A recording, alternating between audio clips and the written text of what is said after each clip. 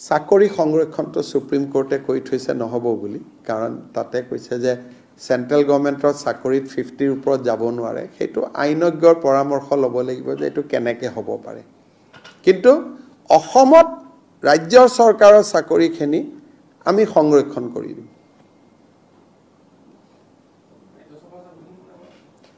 আমাৰ যিখিনি অসম গভৰ্নমেন্টৰ আছে তাতে কেইটামান থাকিব অবজাৰভেশন যেনেকে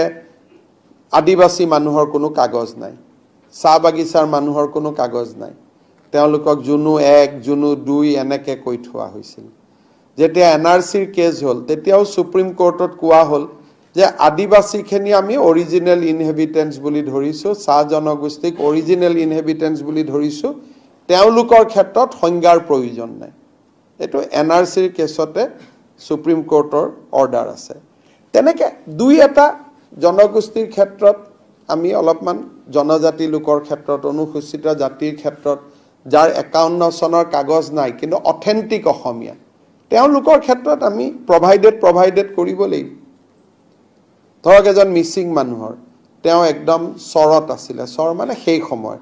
51 তেওঁৰ লগত কোনো কাগজ নাই কিন্তু তেওঁ শিডিউল টাইপ গতিকে তেওঁৰ পৰা কাগজ বিচৰাৰ প্ৰয়োজন নাই তেওঁক আমি ডিম টু বি আসামিজ কৰি থব পাৰো গতিকে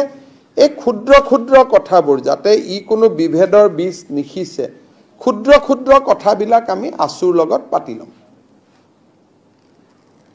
বাট গুটে এপ্ৰোচটো আমি এটা পজিটিভ লাইনত আগবাঢ়ি যাব খোজো মই দেখিলো ৰিকমেন্ডেশন বিলাকে বাকি মানুহকো কোনো অশান্তি নকৰে বহুতখিনিত মই পঢ়িলো যে